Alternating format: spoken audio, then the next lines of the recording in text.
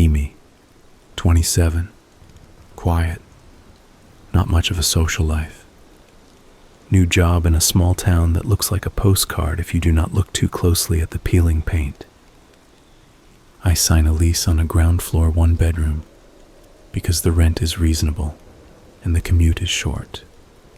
The building is a U-shape around a small courtyard. Thin trees, decorative lights that only work on one side. It is the kind of place where you see the same faces walking dogs and bringing groceries, but you never learn anyone's name. The manager, a man in his 50s with a cane and a friendly voice, hands me a brass-colored key and a laminated card with rules. Quiet hours after 10. Please do not prop the courtyard door open. The laminate is worn at the edges where countless hands have held it. He says the locks were rekeyed pretty recently. He says I should call a maintenance number if anything breaks. The apartment smells faintly of dust and new paint. One large window faces the courtyard. Bedroom is snug. Closet is a metal rod. Kitchen is an open plan with fake stone counters. The bathroom has a broad mirror glued to the wall and a vent above the shower with a metal grill. There is a hollow sound when I knock the wall by the bathroom mirror. I figure there is a plumbing chase behind it. I do not think much of it. My first week goes like most first weeks in a new place. I buy a shower curtain, a welcome mat, and a lamp I do not need. I unpack and listen to the pipes tick as they cool every night. The neighbor upstairs walks with heavy steps. Somewhere a television murmurs late. Twice I hear somebody try the courtyard door and fail on the first push. I can tell by the metal sound of the handle and the short pause before a second attempt. Nothing unusual for a city. On Wednesday, I realize I left my measuring cups in a box labeled baking that I had left at my old place. I go to a discount store and buy another set. That detail should be small and unimportant, but it ends up becoming a signpost later. One of those arbitrary facts you end up returning to and thinking, that is when the trail first became visible. Week 2. I settle into a routine. Leave for work at 7:50. Return around 6. I stop at the same grocery store on Fridays. The cashier learns to recognize me. My apartment becomes familiar in the way a place earns your trust, by not surprising you. Then I start noticing small changes. A spoon in the sink that I swear I put in the drawer. A light in the bathroom left on during the day when I am careful about turning lights off. At first I write it off. New place. New routines. Maybe I am more scattered than I think. I tell myself memory is not a police report. It is a mood. One evening, I come home and the chain on the inside of my front door is flipped. Except I never flip it. That stops me in the hallway with my hand on the doorknob. I stand very still and listen. The apartment is quiet in the way an empty room is quiet. There is a hum from the refrigerator and the faintest whir from the bathroom vent. I put my key back in my pocket and walk around to the sliding glass door that opens into the courtyard. It is locked from the inside, too. I cannot explain the chain to myself in a way that does not include a stranger inside. I head back around, unlock the front door again, and crack it 2 inches. Hello? The word dies in the air. I slide the chain back, step in, and do a quick sweep that is not as brave as it felt in the moment. Hallway, living room, kitchen, bedroom, bathroom. I check behind the shower curtain because that is where people in bad stories do not look. Nobody. No signs of forced entry. Nothing missing. But the feeling stays. I did not leave the chain like that. I call the manager and explain. He says no.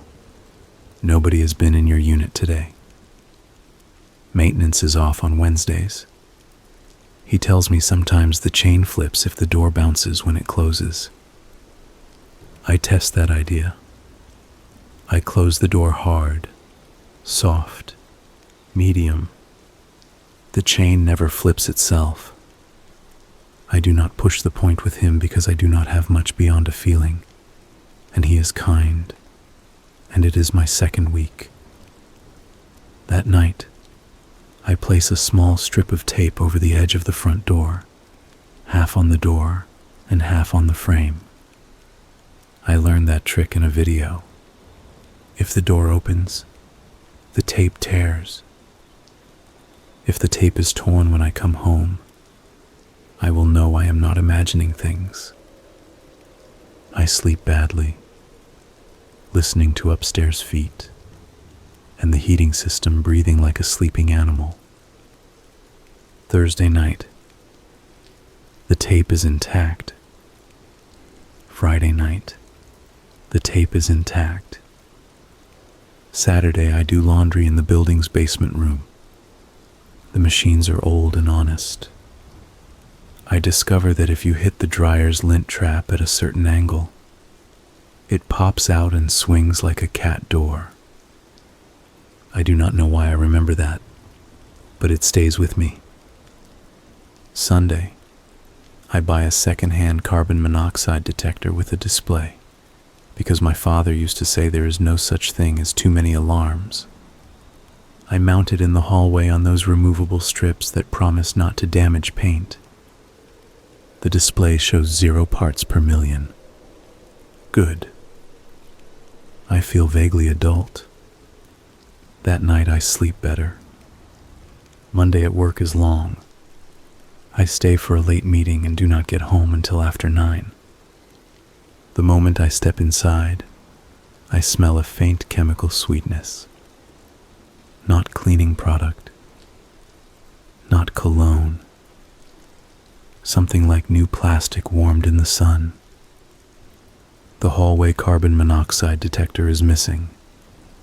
In its place, the adhesive strips are stuck back on the wall neatly, as if a person had carefully returned them.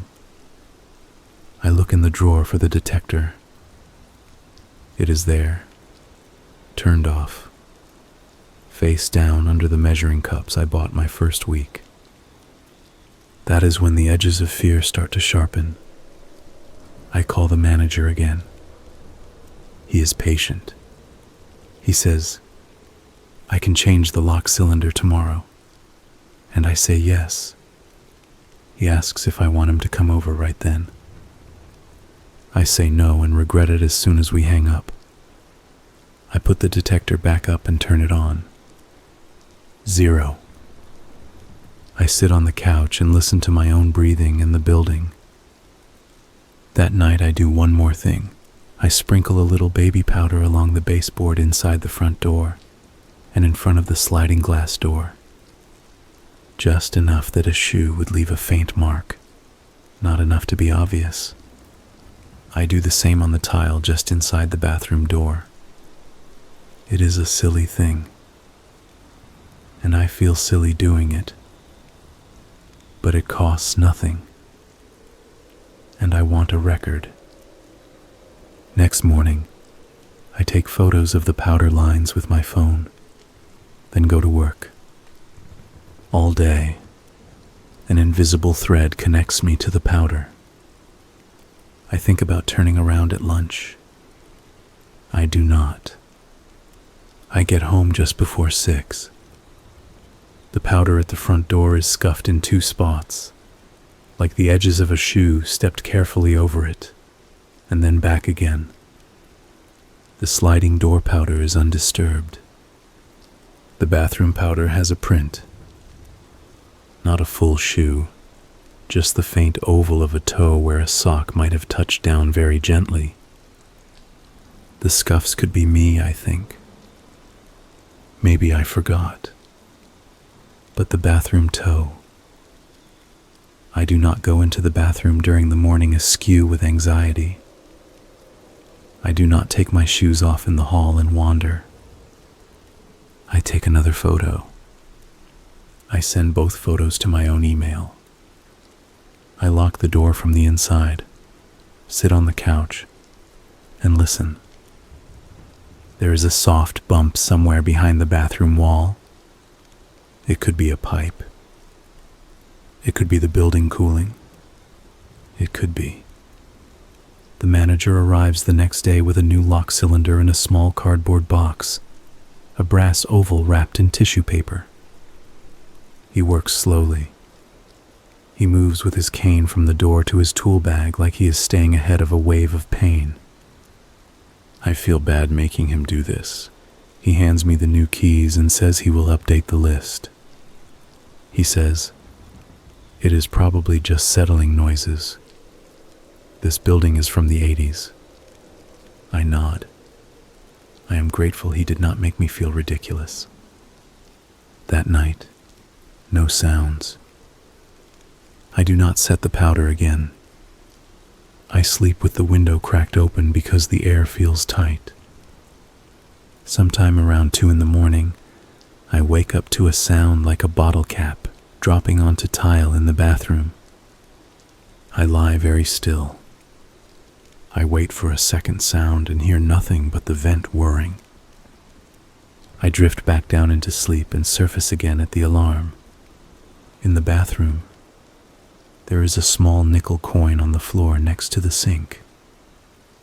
I do not keep coins there. It is not mine. I pick it up and feel that peculiar play of cold metal warmth. I close the door and look at the mirror. My own face looks like it belongs to someone worried about seeing his own face. I press 2 fingers against the edge of the mirror where it meets the wall. It feels solid. I start making a list. Chain engaged. Detector removed. Powder scuffed.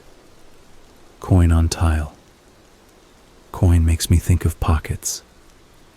Pockets make me think of people.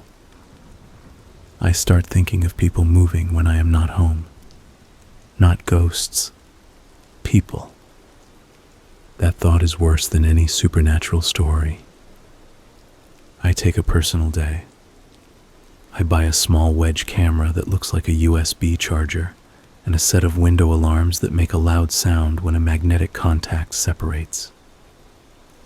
I plug the camera into the outlet across from the bathroom, angled at the hallway. I enable the motion detection and the push alerts. I stick a contact alarm on the bathroom vent grill. I do a test where I touch the grill and the alarm screams like a smoke detector. Good. I take photos of the installations. I send them to myself. I go to bed with the hallway light on and the bedroom door cracked. Around 3 in the morning, my phone buzzes on the nightstand. Motion alert. I stare at the screen for a long second before I open the app. The video is grainy but clear enough. The hallway is mostly dark with a pool of light from the bathroom nightlight I left on. The frame shows nothing at first. Then, to the left, the bathroom vent grill darkens, just a shade, as if a shadow passes behind it, not in front. The vent alarm does not go off. A minute later, nothing else happens. The clip ends. I get out of bed and stand in the hallway in my socks, listening, not breathing, the way you hold your breath when you are trying to hear footsteps in your own house. Nothing. I do not want to tap the grill and set off the alarm because that feels like waking something. I go back to bed and do not sleep. The next morning I move the camera closer. I tape a bright string across the bathroom floor at ankle level from the cabinet handle to the door hinge. If somebody steps, they will catch it. I put clear tape over it to make it less visible. I step over it twice, memorizing the placement. I look up at the vent and imagine a person in the crawl space behind it watching me set my traps. I hate that image because it feels plausible. Work becomes a performance I put on for 8 hours before I can go home and pick up the thread of my private investigation. I answer emails with the brisk tone of a person who is not thinking about the geometry of his bathroom. At lunch, I Google building layouts like mine, plumbing chases, ventilation shafts. I find diagrams that show a mirrored run of pipes behind back-to-back bathrooms. I learn new words: stack, clean out, access panel. I realize the mirror glued to the wall could cover more than old tile. That night, another alert at 2:14. The video shows the same slow darkening of the vent. The string on the floor trembles. Not much. A fingernail of movement. The alarm does not go off. I watch the clip a dozen times until the grain becomes my whole world. Logic says the fan upstairs could be pushing air and making the vent move. The vibration could shift the string. But logic is also a way to make the room survivable. I decide to tell someone. My friend Cora takes my calls when I have trouble trusting my own eyes. She is good at grounding things. I send her the videos in the list. She watches, calls me back, and says, "That is weird. It could be airflow, but I do not like the detector thing." She offers to let me crash on her couch. I say thanks, but I want to be here. If this is a person, I do not want to leave my things. She says, "Please do not try to catch someone alone at night." I promise her I will not. I do not know if I mean it. The next day I leave for work as usual, but circle back 10 minutes later and sit in my car with the seat reclined just below window level. I feel absurd and alive. Maybe an hour later, the maintenance cart appears from the basement ramp. A younger man I have not seen before is pushing it. He is in his 30s, long hair tucked under a cap, wearing a jacket with the building's logo. He parks near my unit and goes inside with a ring of keys that look like a small wind chime. He is in there for 2 minutes and comes out with nothing in his hands. He locks the door behind him. He does not see me. I video it with my phone, the angle shaky. I do not breathe until he is gone.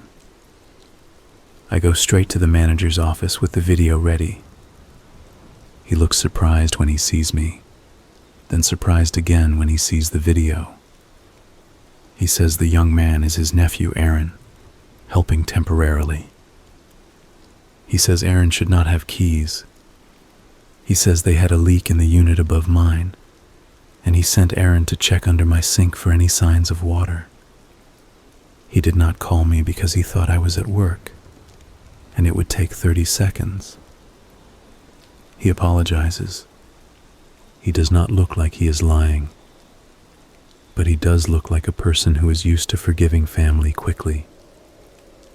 I tell him I am calling a locksmith to install my own deadbolt. He says he cannot stop me as long as I give him a copy for the file. That evening, locksmith comes. He installs a high-security deadbolt with a restricted keyway. He gives me 2 keys and says, "Do not lose them." The new lock feels like a small fortress. I sleep with my hand under the pillow anyway. 2 nights pass with no alerts.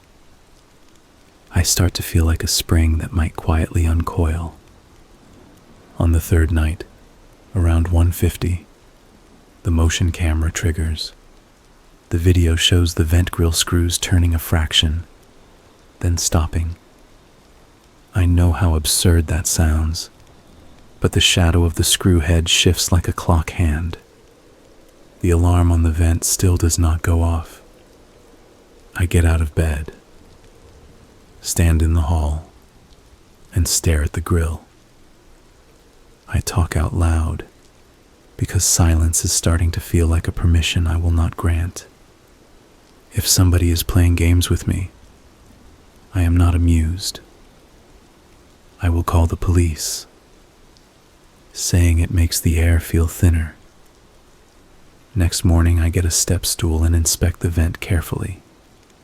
The alarm is still stuck to the edge, but the alarm's battery cover has a scratch across it that was not there before.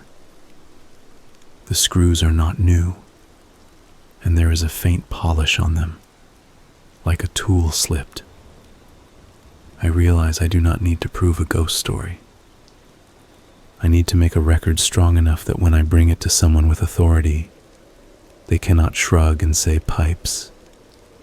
I buy a cheap thermal camera attachment for my phone.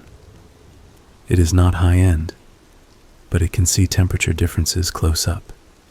That evening, after the building quiets, I turn off my own heat, wait for the apartment to cool a bit, and then aim the thermal camera up at the vent.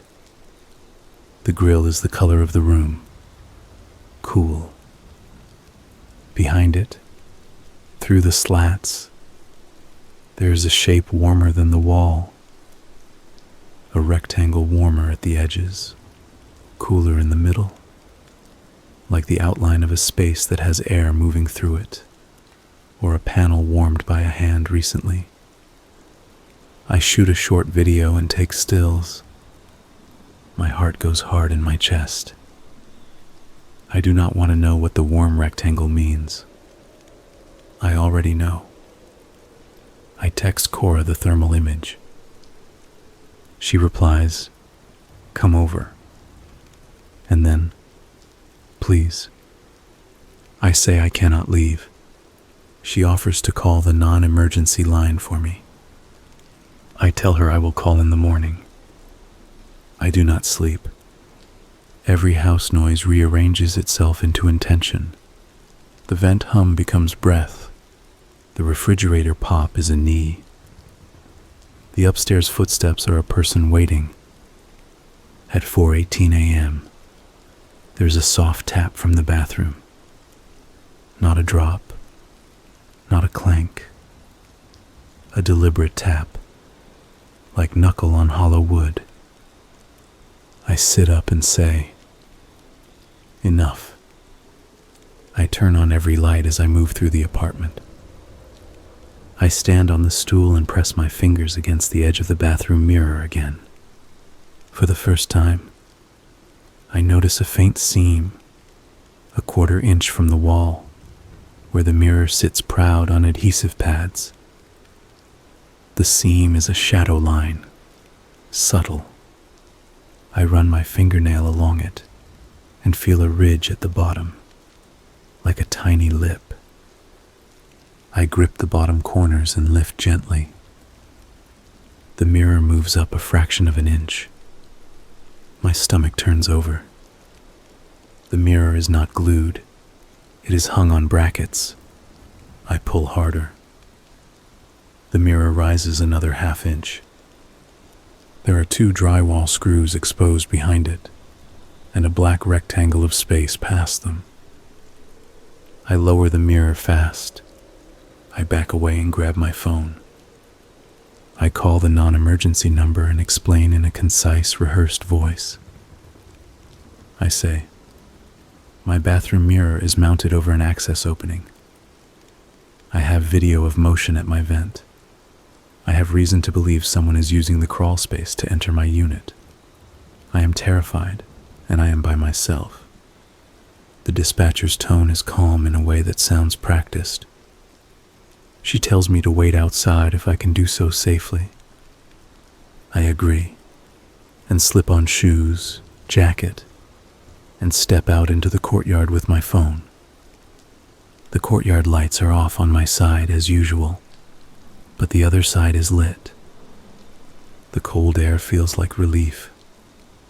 I stand under a tree and look at my window. For a second, I see what might be the bathroom light shimmer behind the shade. It could be my imagination. It could be the building settling into a new gravity, where everything uncomplicated must be reclassified. The police arrive fast. 2 officers, measured in their movements like men who have repeated this routine and found that composure is contagious. I show them the thermal images and the videos. One goes inside with me while the other waits in the hall and calls for backup, in case the access is shared with another unit. We stand in the bathroom, and the officer with me uses his flashlight to examine the mirror. He looks at me and says, "Do you want to step into the hall for this?" I nod. He lifts the mirror free with a practiced efficiency that makes me think mirrors do this more often than I realized. Behind the mirror is a rectangular opening around 2 feet wide and 3 feet tall. Beyond, in the cone of the flashlight, there is a narrow cavity between studs, then an opening to a vertical chase that runs up and down the building. Hand-sawn notches in the studs make a ladder someone cut long ago, likely during construction or renovation. There are flattened cardboard boxes jammed against one side to muffle sound or block light. On a bit of cardboard shelf, there is a small digital watch with the display taped over, a pack of crackers, a plastic water bottle, a roll of duct tape, and a cigarette lighter. Farther down, the beam finds a coil of thin rope and a metal hook wrapped in cloth. The officer does not say anything out loud because we are both listening for breath. The air smells like dust and something faintly sour. The second officer announces himself, and someone else's footsteps echo from the stairwell. A third officer appears at the end of the hall. The one with me calls down, "We have an access opening." No sound, no movement.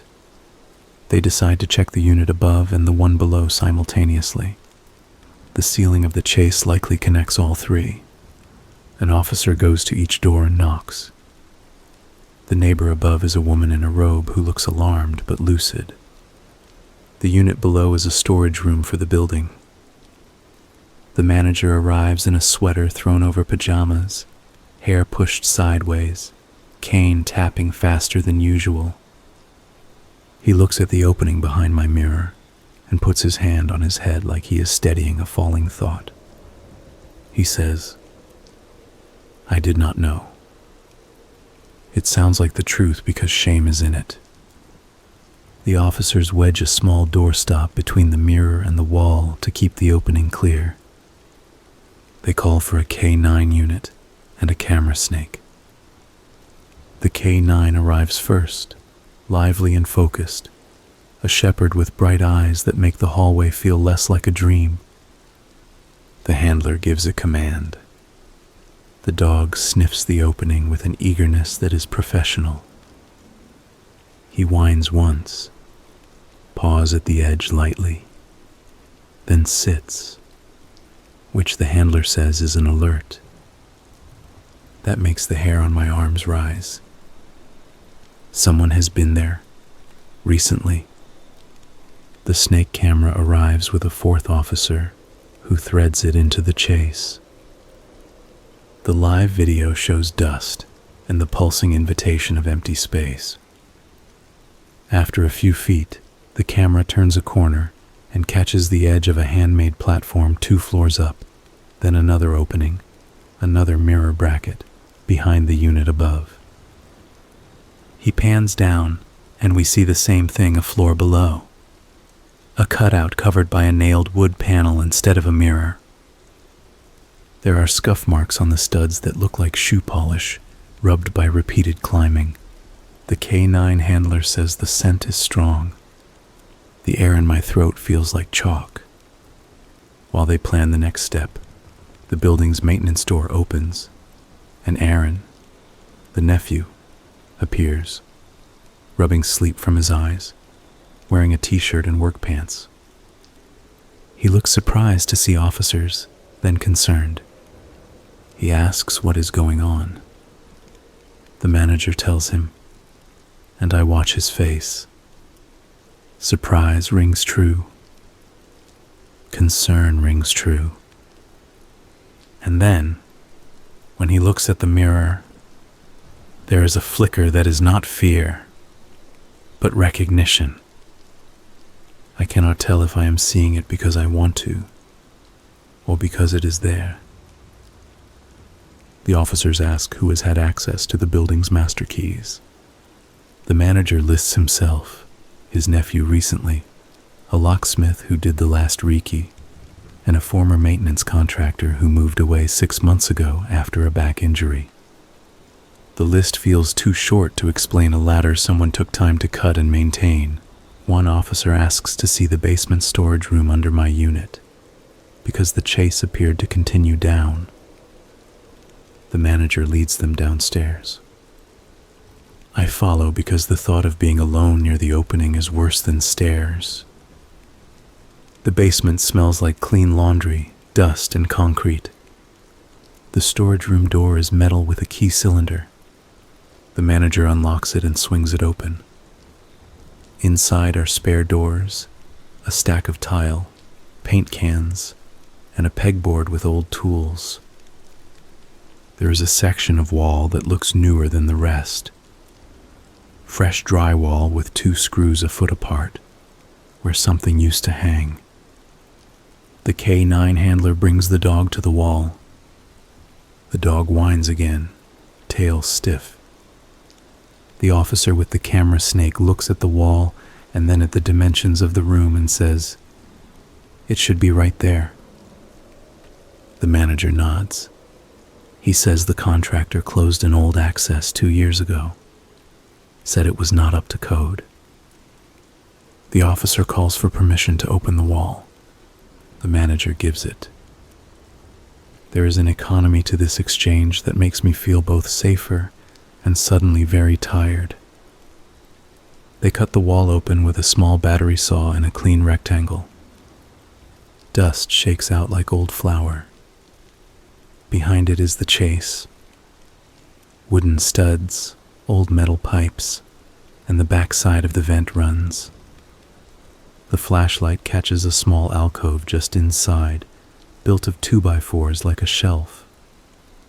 On the shelf, a plastic container with a screw-on lid, a folded jacket, a pocket knife with a broken tip, and a roll of brown tape. There is also a plastic keyring with 3 keys on it. One is a high-security blank like my new deadbolt key, but it is uncut. The other 2 are ordinary. The officer who cut the wall pulls the shelf items out one by one with gloved hands onto a spread-out contractor bag. He reads off what he sees into a recorder. It sounds clinical, and at the same time like a list of someone's intentions. The jacket pocket contains a set of laminated cards, copied laminate rules like the one the manager gave me, but cut small, maybe used as shims or tools to slide latches.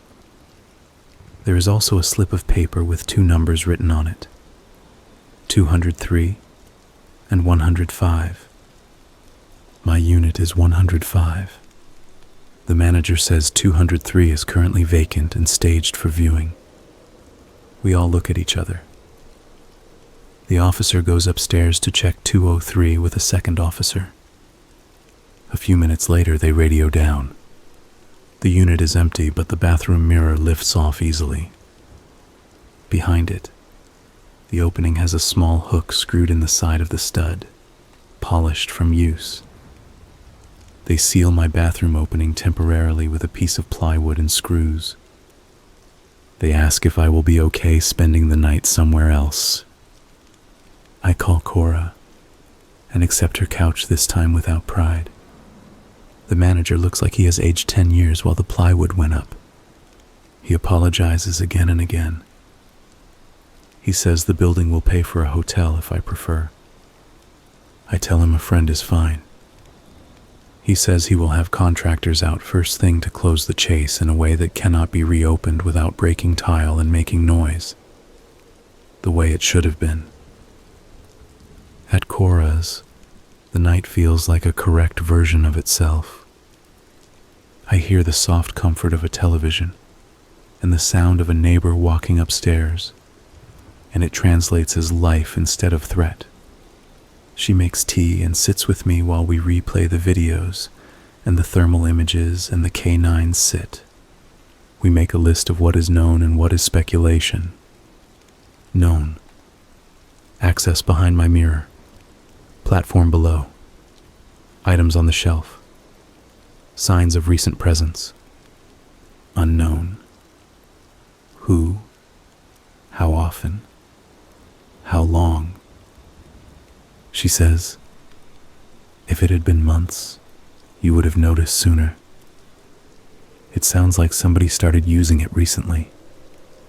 That thought is worse in a different way. It means a present person, not a past problem. The next day, I go back to the building with an officer to pick up some clothes. The contractors are there already, busy in the bathroom with strange tools that sound unabashedly like work. The officer stands nearby while I get what I need. The mirror is off. The opening behind it is covered with a metal plate they are anchoring to studs. The manager is there, and so is his nephew. The nephew keeps his hands in his pockets. He does not meet my eyes for long. Not out of guilt, I think, but because it is too intense for a hallway. When I leave, he steps outside with a cigarette he does not light and says softly, so only I hear, I am sorry, man. This place has old bones.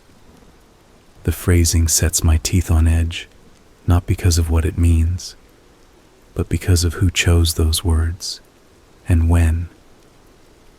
I say nothing and get into my car. Over the next week, the building's rhythms reassert themselves with a new note. The sound of repairs. They seal the opening below and above. The manager replaces a set of door closers and fixes the courtyard lights, so both sides are lit at night. The K9 team comes back once more and works the hallways and stairs before clearing the chase.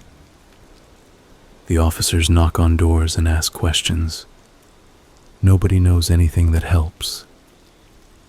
The unit above, the woman in the robe, says she once heard something like a soft cough in her bathroom when she was sure she was alone.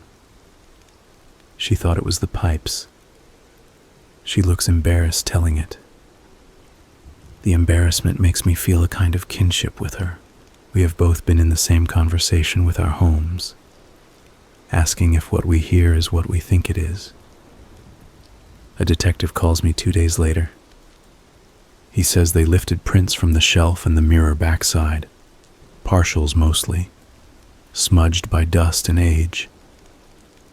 He says the items themselves are common, nothing that ties to a person clearly.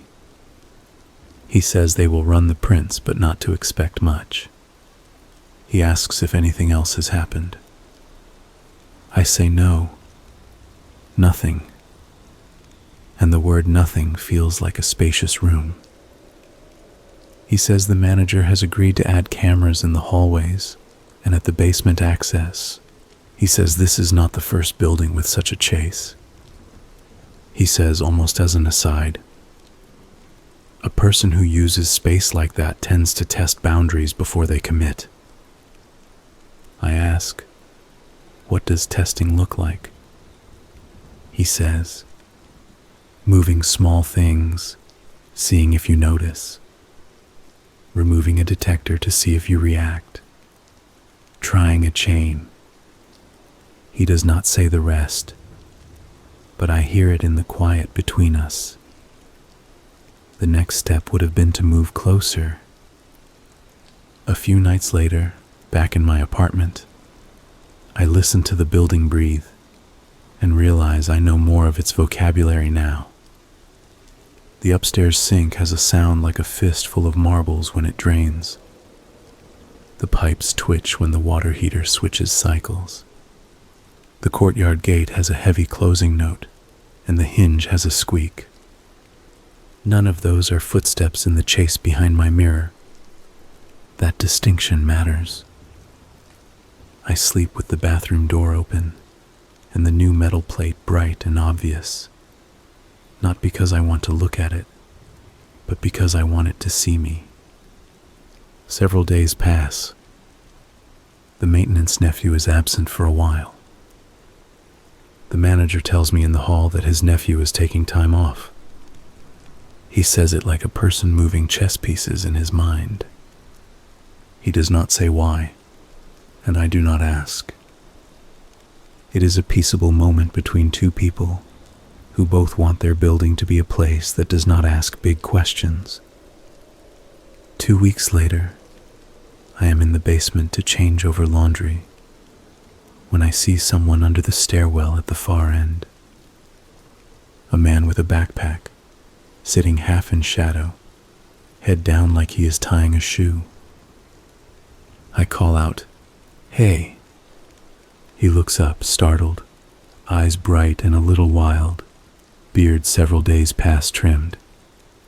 He stands and lifts his hand slightly in the universal sign for I am not a threat. He says, "Do you work here?" I say no. He says, "I thought this was the exit," and gestures the wrong way. I point him to the correct door.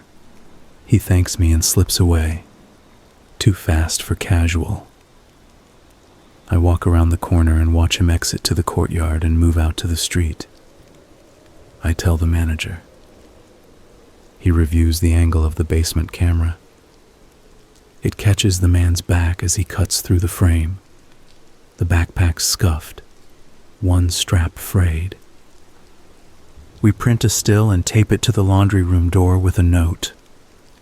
"If you see this person, please inform management." It feels inadequate and also like a polite barrier. That night, I think about access points the way you think about afflictions after you get a diagnosis. Not everything is symptoms. Not everything is a cause. But some things are not coincidence. A backpack in a basement, a mirror that lifts, a coin on my bathroom floor that is not mine. I start locking the courtyard door behind me, even when it is inconvenient, even when I am carrying groceries, even when somebody behind me might be annoyed. I do it without apology. I tell myself the courtesy I owe strangers stops at my threshold, and that boundary is both a line on a floor and a posture. One afternoon, months later, the detective calls again. He says they matched a partial print to a man picked up on a trespassing charge across town. The man's record is small, the kind you get when you spend more time near the edges of places than inside their systems. He says the man is known to use buildings' common areas to sleep and avoid shelters. He says there is no evidence of theft or assault, but plenty of reports of presence. He says, "We cannot tie him to your building with certainty, but the timing and the method line up." He advises me to keep the camera up, keep the vents screwed, keep my locks upgraded if I can afford it. It is both comforting and unnerving to have a small shape attached to the story. It makes the story feel like a thing that can be talked about without superstitions. It also makes the story feel like a thing that can happen again. Life slips back into its version of ordinary. The courtyard lights work, the gate closes, the powder is gone, The baby measure cups live undisturbed in their drawer. Sometimes at night, when I stand in front of the bathroom mirror brushing my teeth, I look at my own reflection and think of the rectangle of space behind it. I think of how thin walls are and how much we ask them to do for us. I do not sleep with my hand under the pillow anymore. I do wake sometimes around 2 or 3 and listen like a person who learned a language he hopes never to hear spoken again. And there is a soft relief when the house answers me with simple grammar. Expansion, contraction, water moving through pipes, and nothing else. There is one more thing. The manager knocks on my door one Saturday with a folder. He says he is doing a review of all access points and wants me to sign a new page acknowledging repairs. Inside is a copy of the contractor's itemized work. Mirror bracket secured, access covered, vent alarm recommended. He hesitates like he wants to say something, and then says it. I should have known. We should have had this inspected years ago.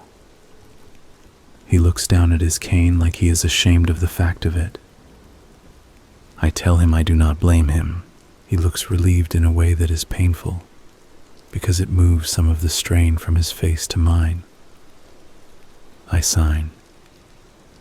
After he leaves, I sit in the living room and think about the word access. It is a neutral word in a manual, and a hard word in a sentence about where a person can put their hand. I think about invisible roots and how the building taught me to look for them. Gaps behind a mirror, panels in a basement, door closers that keep a threshold honest. I think about invisible roots in people as well, the paths they take toward each other, the small tests, the boundaries, the way we mark our space with tape and powder and alarms and politeness. One last night of note happens in early spring when the air is damp and the courtyard smells like wet soil and laundry. I am making tea when I hear a soft tapping at the sliding glass door. It is a gentle sound, like a fingertip on glass, not a knuckle. I walk to the door, heart rate picking up, and see a piece of folded paper stuck into the edge by the frame. I pull the door open and the paper falls.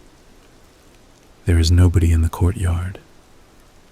The paper says, in block letters, "Do not use the bathroom mirror at night."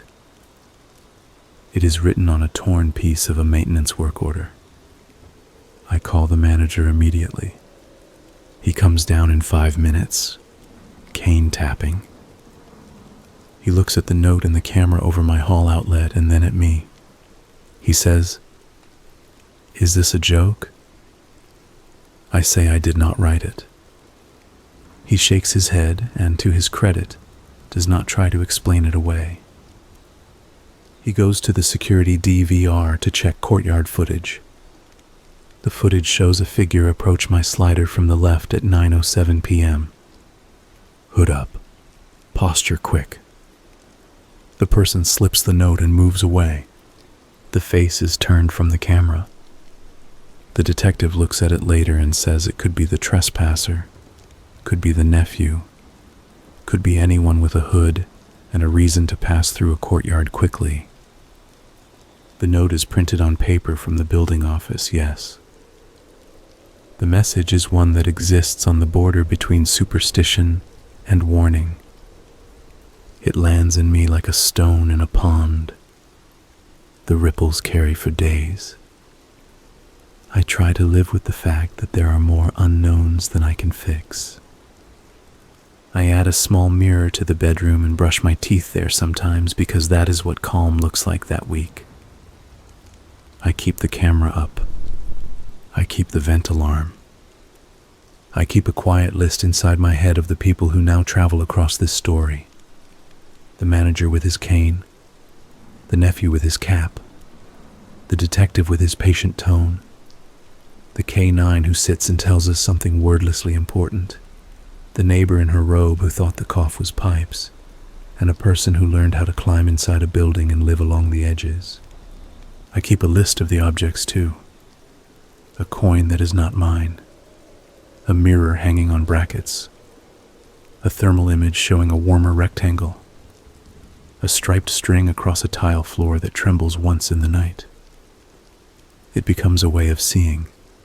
It is not paranoia, I tell myself, if you learned a real thing. It is simply vigilance, a calibrated method of staying. Months roll by, and the story calcifies into a narrative I can tell without shaking. Someone was using the access chase behind my bathroom mirror. The police closed it. We put up cameras. It has been quiet since. That is true. It is not the whole truth. The whole truth is a more intimate thing, a set of sensations. The way the chain on the door looked wrong that first night. The whisper of baby powder scattered like a small ceremony. The specific ring the vent alarm makes. The hum in the bones when the K9 sits. The dry taste in my mouth when my thermal camera shows a shape I do not have a word for. The whole truth is this. Walls are agreements. Most of the time, everyone signs them. Sometimes someone does not. That is not mystical. It is not a legend or a curse. It is a problem made of wood and screws and decisions. It is solvable, but it leaves a trace in how you look at every room after. I live here still. My rent is still reasonable. The courtyard lights are on both sides. The laundry room door has a new strike plate that does not wiggle when it closes. The manager nods to me in the hall and asks about my job. The nephew is rarely around. When I wash my hands, I sometimes look up in the bathroom and see myself framed by a mirror that is no longer a door. I am older by months, and by a thin layer of knowledge I did not have before. On very quiet nights, if a pipe knocks with a sound that is too deliberate, I will stop and listen and tell myself, test. I will check tape. I will check powder. I will check the list. And then I will sleep. Because I have done what can be done. And because fear does not get to draft my schedule. If you live in a building with neighbors and vents and mirrors, do me a favor. Learn your building's vocabulary. Know what your doors sound like when they close. Know the feel of your chain when it is flipped and when it is not. Keep a detector up. Pay attention to coins that are not yours.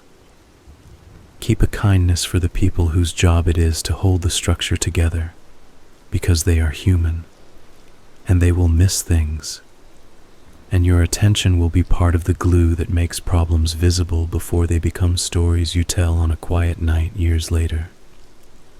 And if you ever feel the urge to slide your fingers under the edge of a bathroom mirror and lift, listen first, not to the music of fear, but to the basic grammar of your space. If it says no, honor that. If it says look, make a list, take a picture, and call someone whose daily work includes opening doors other people would prefer to pretend do not exist. It is not bravery, exactly. It is arrangement. It is the act of being present at your own address. That is what I learned in the weeks when I realized my mirror was both a reflection and a window, and that I was not alone on my side of it every hour of every day. I am alone now. The metal plate is cold and useful. The quiet is clean. I can read it. The building answers me plainly when I ask it what it means. Tonight, it says only this: water through pipes, air through vents, my own breath. And I translate that into sleep.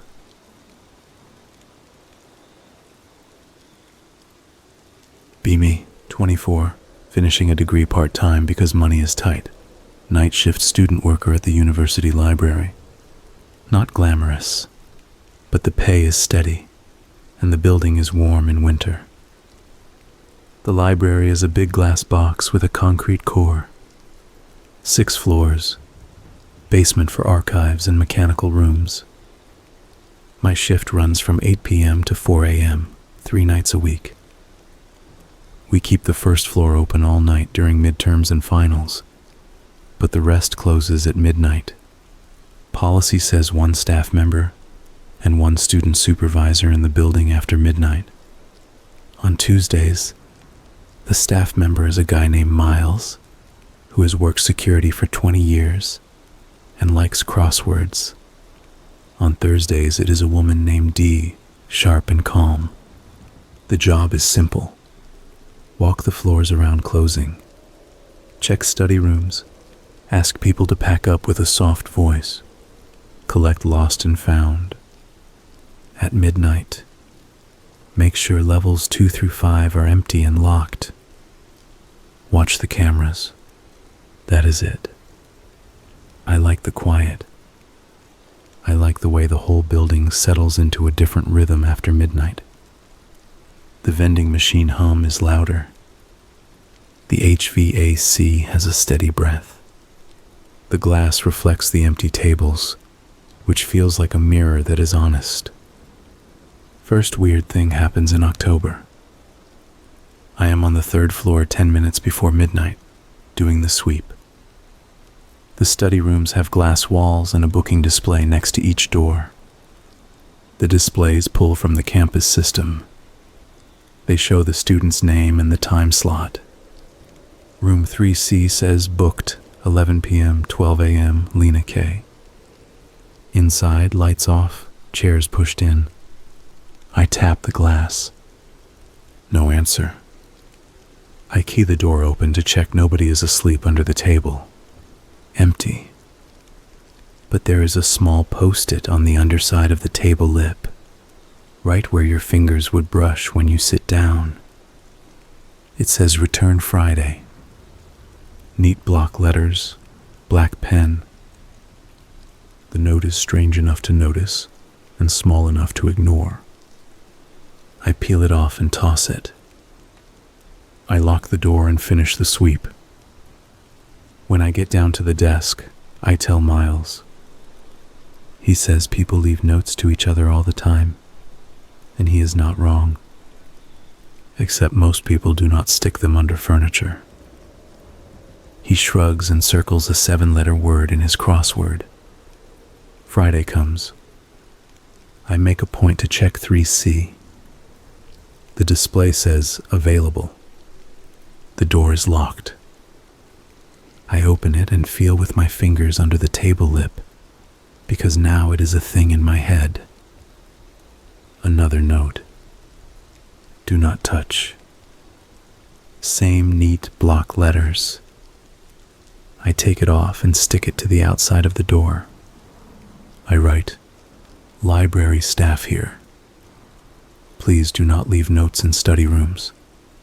I sign it with my initials like I am someone official. It feels silly but good. 2 days later, a different door on the same floor. 3A.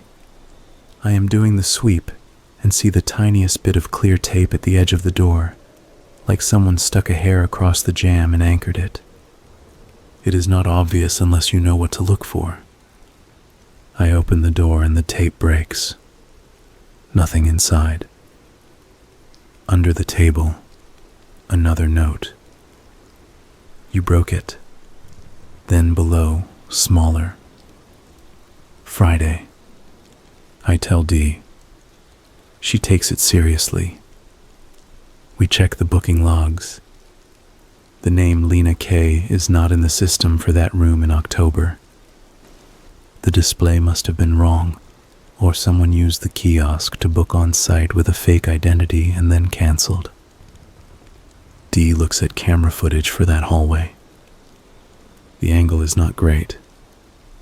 We see people going in and out, but nothing that screams suspicious. She says we will keep an eye on it. It is the right thing to say. The next week I find a note tucked into the gap between the carpet and the baseboard in the back corner of 3A. Friday. Same time. I fold it and put it in my pocket. I start checking baseboards and vents in the study rooms as part of my sweep. I feel ridiculous, and also like I am playing a game I did not agree to. On Friday, I decide to be present in the building in a different way. I arrange my break to be at 11 p.m. I tell Miles I am going to sit on the 3rd floor to keep an eye on the hallway for a bit, because of repeat messes in that area. That is not a full lie. Students sometimes leave cups. I sit in the reading nook across from 3A with a book. The lights are soft. The clock creeps toward 11. People shuffle out as midnight approaches. At 10:55, a student with a beanie and a backpack walks past and glances at 3A like it is a landmark. He keeps going. At 11:03, the lights in the hallway dim to the overnight level. At 11:06, I see movement reflected in the glass of 3A. Not in the hallway. Inside the room, a shadow crossing the table. The door is still locked. I stand up and walk to it. There is no sound. I try the handle. Locked. I key it open and step in. Empty. The air smells faintly like laundry and something else. A sweet chemical note like new plastic. Under the table, a note. You are late. That is when my skin prickles. You cannot be late unless someone is waiting for you, and nobody told me I had an appointment. I look at the ceiling. There is a grid of drop tiles with a vent near the window. The vent screws look worn, like someone has taken the cover off more than once. I stand on a chair and push the tile next to the vent up a little. Dust falls on my hand. I lift the tile fully and shine my phone flashlight into the space. There is a black void and cables and trays.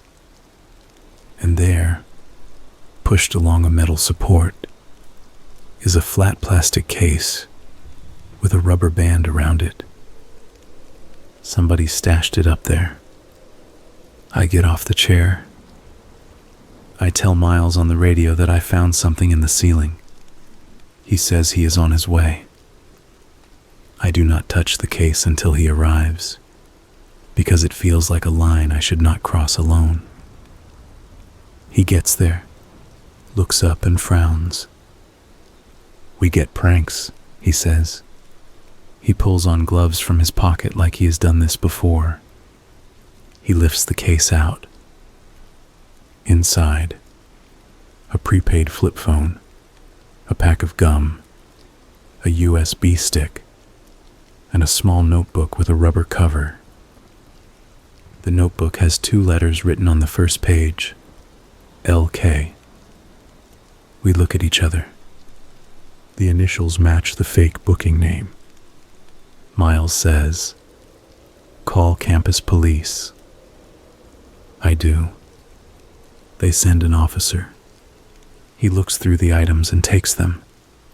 He powers the phone on. No lock screen. Call log empty. Texts empty. Contacts. 1 entry labeled K. When he dials it, it goes to voicemail. Male voice. No name. He leaves a generic message. He says they will hold the items and check the USB. He tapes the ceiling vent screws with evidence tape and writes the date. He tells us to keep our eyes open and call if anything else appears. For a week, nothing. The ceilings feel lower now. Every tile seems like a border that may not hold. I keep doing my sweeps. I check the vents, the baseboards, under the tables. I find no notes. I start to think maybe the ceiling stash was the end of the story. Somebody got spooked and left their stuff and will not come back. I want to believe that. Then a different kind of incident. The first floor bathroom near the 24-hour section. It is 2 a.m. Not many students around. A student comes to the desk and says the motion-activated faucet is running non-stop and the bathroom smells like a nail salon. I go to check. The faucet is on at a thin stream that will not shut off. The room smells strongly of acetone. There is a trash can with cotton pads in it. A sticker peels off the mirror frame. On the counter, faint glue shadows like something was stuck there and removed. I wave at the faucet sensor. The water stops. In the mirror's edge, I see what I think is the smallest scratch that was not there before. A hairline at the frame corner. I am not sure. I tell the student we will ventilate and put up a sign. I prop the door. I note the time. 2:14 a.m. The smell fades by morning. I think about acetone and tape. I think about someone removing something adhesive from glass. I go back through footage with Dee when she comes in the next day. Between 1:55 and 2:10, 3 students go in and out. At 2:12, a person in a gray hoodie goes in and stays 4 minutes. They leave with their hands in their pockets. The angle on the bathroom door is not good enough to see a face. The person could be anyone. The time matches the faucet stuck on. No one complains about smell until 2:20. The window vents are small. The air moves slow. Dee asks if the police told us anything about the USB. We have not heard back. She calls. The detective she spoke with says the USB had scanned PDFs of old student IDs, not from our school, and maps of 2 other libraries in the state system. Nothing obviously criminal, but odd. The notebook had short lists, dates, times, initials. Some match our Friday notes. He thinks someone is using the library at night to meet or pass things. He tells us to keep logging anything unusual and to call if we see a person leaving notes or accessing the ceiling. Simple advice. Hard to execute in a building with hundreds of doors and vents. That Friday, I do not set a trap. I simply work and watch. I am in the back office around 12:40 eating crackers when the alarm panel chimes. It is not a fire alarm. It is a door prop alarm. Room 4F. After midnight, the study rooms should be locked. A door prop triggers if the lock is held open. I go up. On the 4th floor, the lights are down. The carpet muffles my steps. Room 4. F shows a red light at the panel. Prop. The door is closed, but when I push, the latch slips easily because there is a folded piece of laminate jammed into the strike. Classic trick to keep a door from locking. This is not a prank. This is practiced. Inside 4F. Similar table. Similar vent. On the table, 2 bottles of water, 1 sealed and 1 half drunk. No notes under the lip this time. My phone buzzes. Miles asking if I am at 4F. I say yes. He says the camera above the stairs caught someone going up 2 minutes ago. Gray hoodie again. I tell him to call campus police. I close the door, remove the laminate shim, and lock it. I step across the hall to 4E and lock that one too. I stand in the dark of 4E and look through the glass into 4F, heart steady because I am doing a job, but also elevated because I am doing a job I did not sign up for. Footsteps in the stairwell. Soft. Quick. The handle on floor 4 turns. The person tries it twice and then stops. I hold my breath. There is a pause, then a light tap on the glass of 4F, knuckle on pane. The kind of knock you do when you think someone is there, but you do not want to call out. Then silence again. Another pause. Then the sound of a ceiling tile shifting lightly. A soft scrape. In the dim, I can see the slightest movement of the vent screws again. A shiver, like pressure against the cover. The person does not try the door again.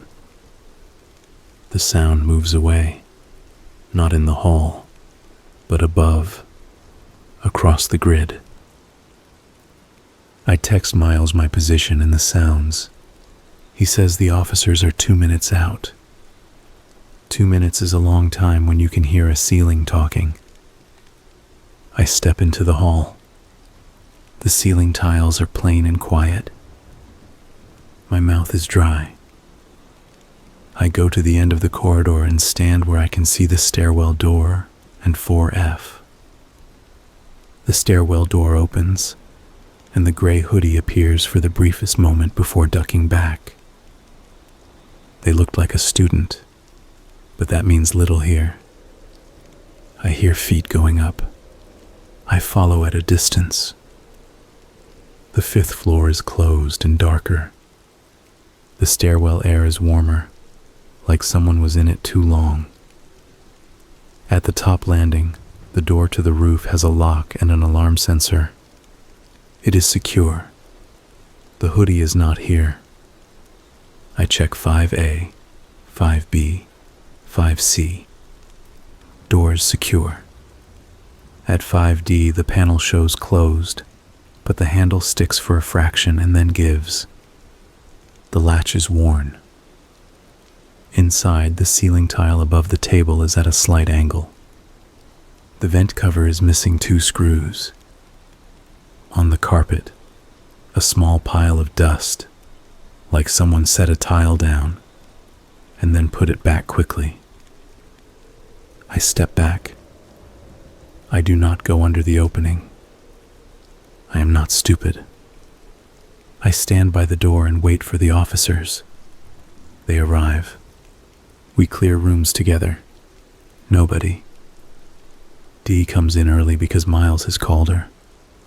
The officers radio for a facilities key to access the small mechanical room on this level that ties into the ceiling plenum. The facilities guy arrives in a vest, sleepy and patient. He opens the mechanical room.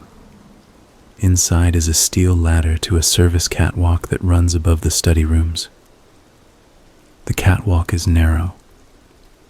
The air is hot and smells of dust and old insulation. The officer goes up first, light sweeping.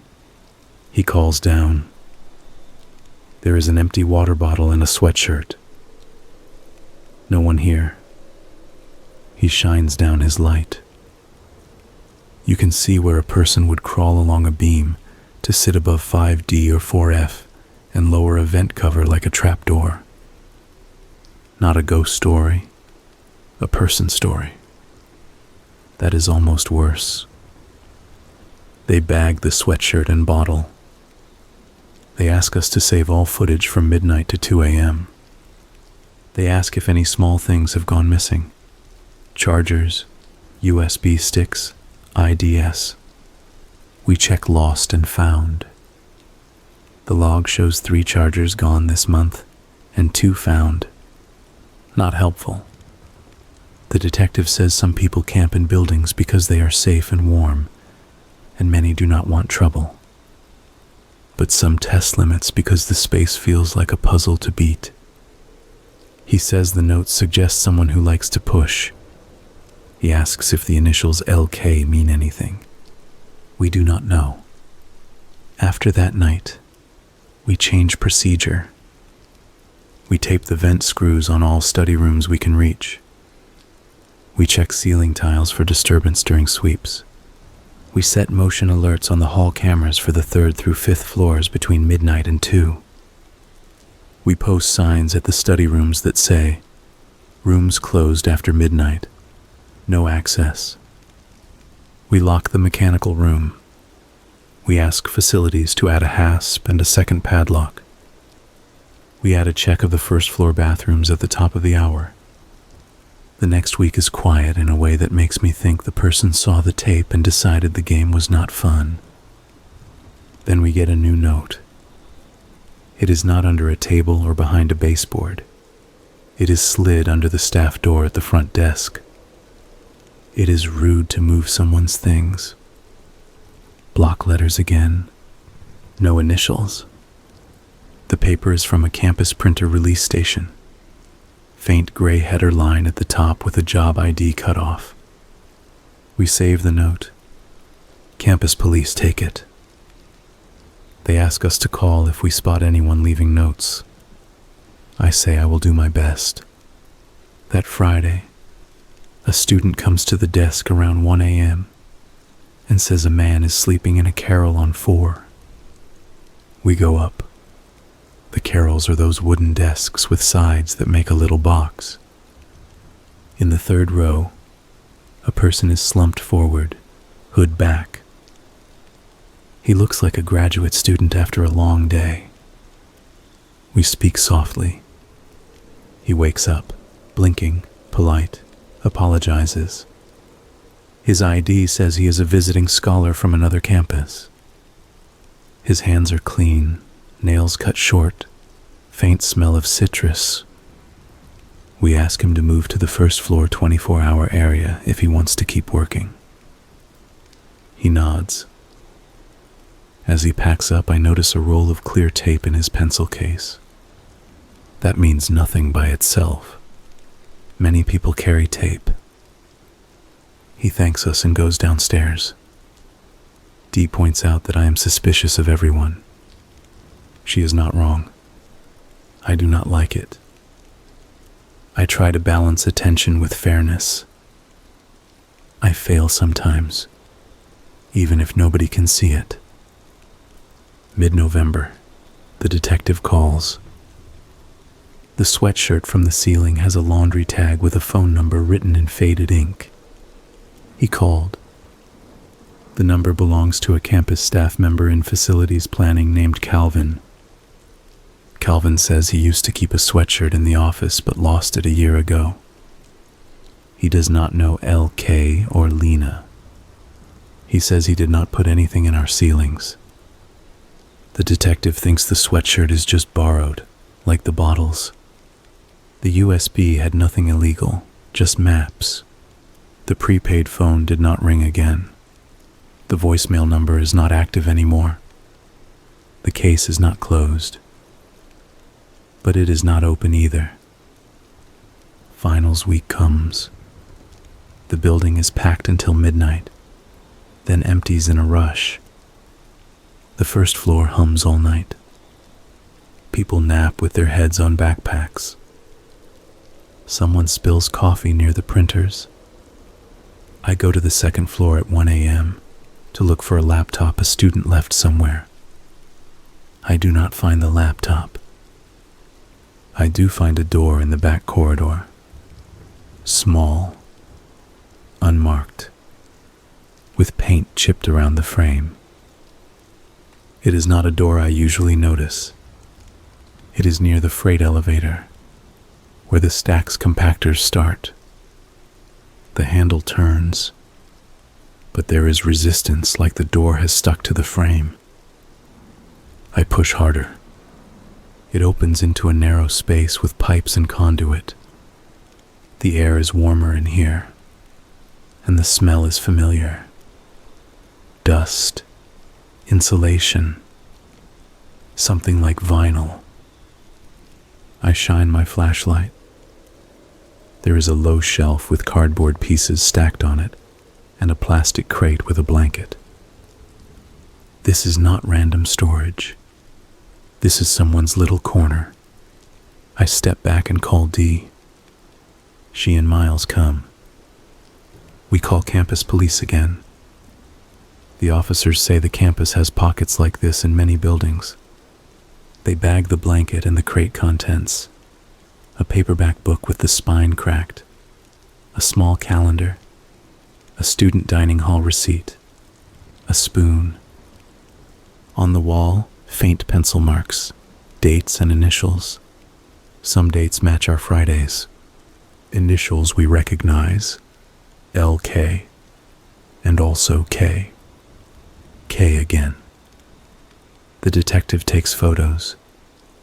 He asks us to lock the door and keep it locked. He asks facilities to add it to their daily checklist. After that, the notes stop for a while. Finals end. Campus quiets. Winter break hours start. We close earlier. My shifts change slightly. The building sighs in a different pattern when fewer people move through it. The glass feels colder. I think about whoever used the library like a maze. I think about how many ways there are to be present in a place without being seen outright. It does not make me fearful. It makes me precise. There is a difference. On a Tuesday in January, a woman comes to the desk near midnight. She is a custodian who cleans our floor. She is kind and knows everyone by a nickname. She says, "Someone left this in the women's restroom," and hands me a hard plastic key tag, the kind used for small storage lockers. It has B14 stamped on it. Our library does not have lockers labeled that way. I turn it over in my palm and think of basements. We call the building engineer. He says the archives have a set of 4 small rolling cages in the basement, labeled B11 through B14 for deliveries. We go down together. The basement feels like the quiet version of above-ground rooms. The same footprint, different contents. The cages sit near the loading dock. B14 is closed with a sliding bolt but no padlock. Inside, campus recycling bags, a broken chair, a cardboard wardrobe box taped shut. The tape is clear and smooth and new-looking.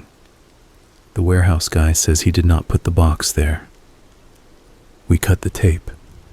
Inside the box, coats on hangers, a pair of shoes, a shoebox with folded paper, a roll of clear tape, a bag with toiletries, and a small framed photo of a woman with short hair. The shoebox papers are maps printed from Google with bus routes traced in pencil. One map is of our campus. There's a route from an off-campus bus stop to our library marked with times. In the corner, Friday 2300 circled, and below, K to LK. It is not a crime to own maps. It is not a crime to tape a coat in a box.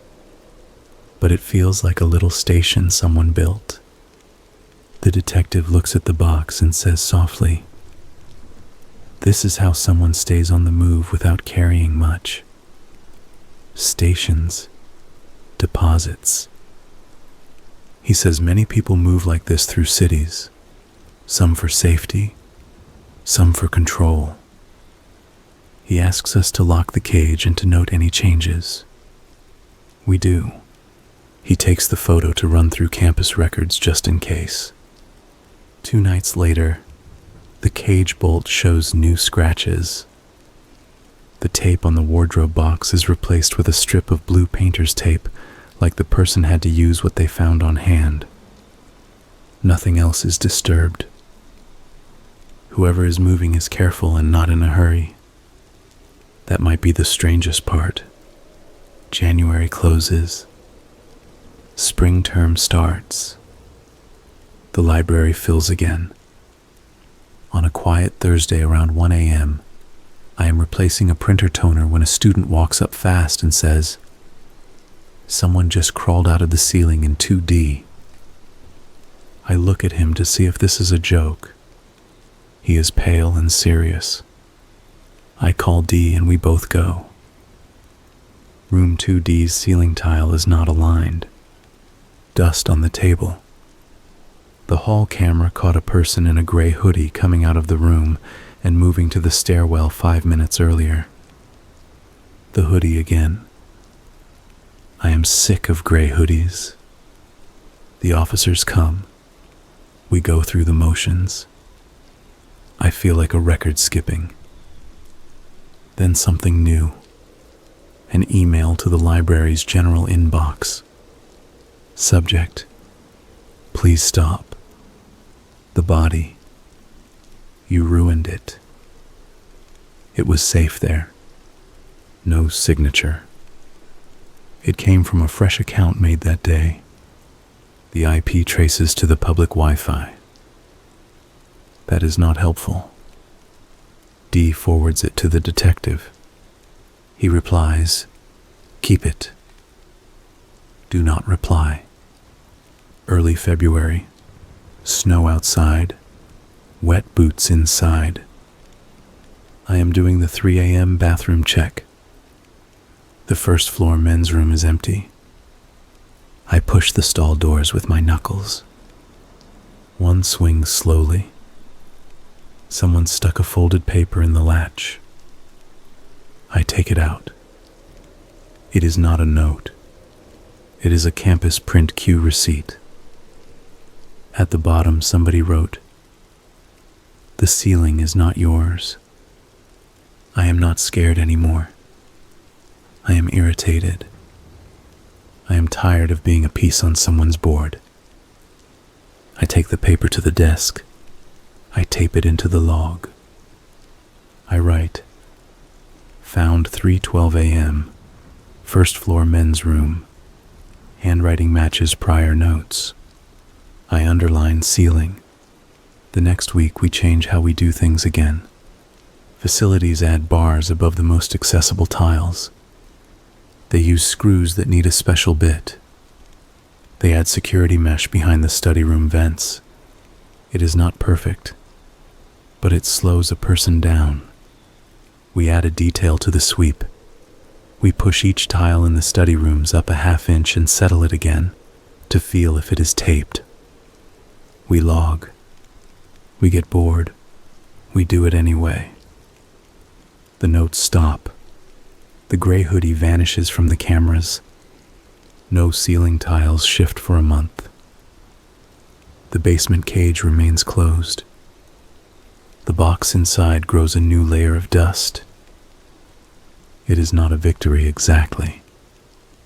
It is the absence of a problem, which is its own kind of relief. Mid-March, Saturday. I am off shift in my own apartment making pasta. My phone buzzes. A text from D. Not urgent, just odd. Call when free. I call. She says a woman came to the desk around noon with a small framed photo and asked if we found something like it. The photo is of a woman with short hair. Same as the one in the wardrobe box. The woman at the desk said, "I lost my storage unit keys, and some things went missing." Dee asked if she had called the storage place, and the woman said she had. She said she thought the library might have found something because this is where he liked to be. Dee asked who he is. The woman said, "My brother. He likes ceilings." Dee asked for a name. The woman said, "Kellen." Dee asked for a last name. The woman hesitated and then said it. It matches a name the detective mentioned once in passing. A person who had been frequenting several buildings after hours and who had a trespass warning on another campus. The woman left her number and asked us to call if we find anything with K on it. I hang up and sit with that a minute. There is a real person attached to our gray hoodie after all. He has a sister who tries to gather the edges of his life. It does not make the notes less irritating. It does make the whole thing heavier in a human way. April, a rainy night. I am changing trash liners near the back door of the first floor around 2:30 when I hear the soft click of the push bar, as if someone tested it gently from the stairwell. The door is locked. I stand quiet. The click comes again. I radio Miles. He is near the front and starts toward me.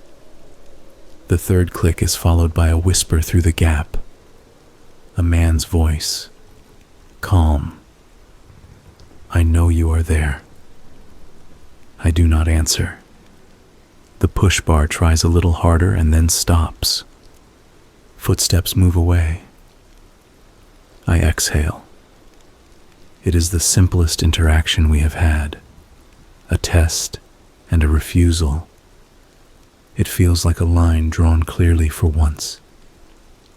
The detective comes the next day and asks to see the door. He points out small dents near the latch where someone has tried different cards. He says, he is looking for easy points. You have made most of them hard. He thanks us. He says that sometimes these situations end by turning into a relationship with a social worker, and sometimes they end by turning into a case number. He says he prefers the first. He leaves us with a stack of contact cards for campus outreach in case we see the sister again. By the end of the term, things feel normal enough that I stop glancing up at the ceiling every time a light hums. The notes have not returned. The study rooms feel like rooms again. The vent screws sit boring and still. The basement cage remains closed and dusty. The wardrobe box is gone at some point, probably collected by facilities.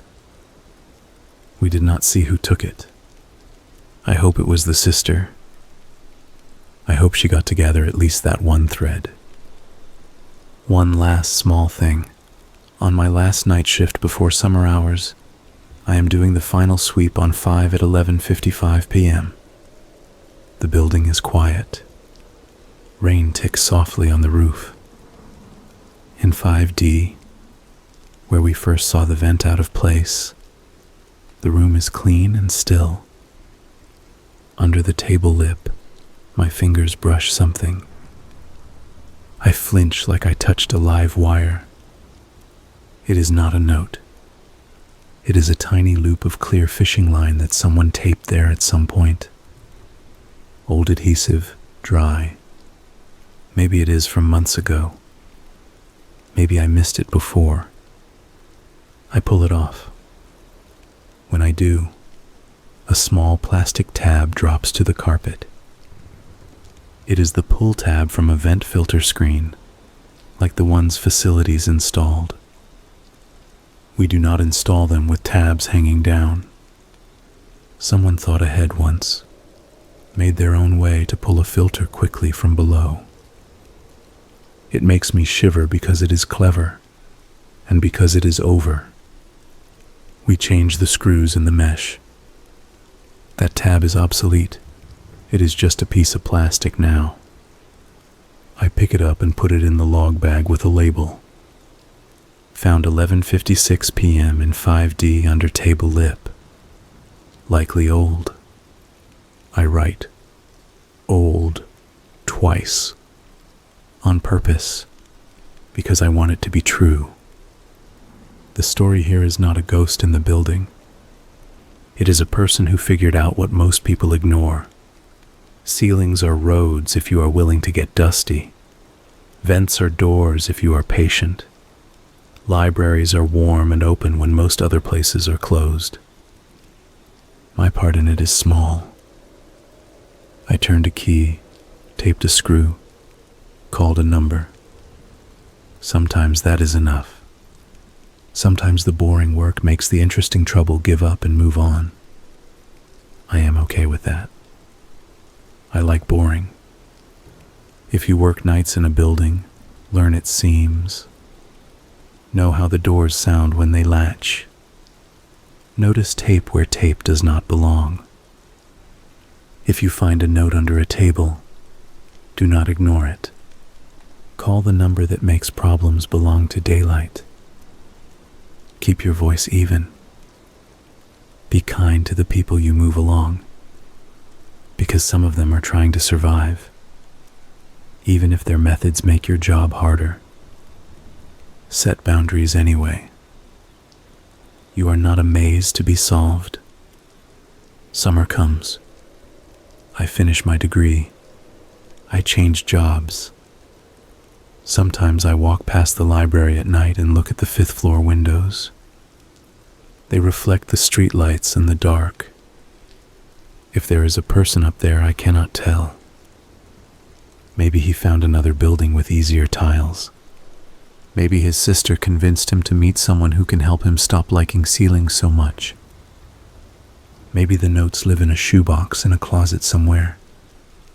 Or maybe they are still under tables in other rooms in other towns. I cannot fix all of it. I fix the portion that belonged to me. The last photo in the file the detective sent us months later shows a pair of mesh screens stacked on a desk, new screws in a bag, and a list of rooms with check marks next to their numbers. It looks like nothing. It is the shape of a decision. We close the easy doors and leave the real ones open. People come in. People study. People fall asleep on backpacks. The building breathes. That is the kind of ending I can live with.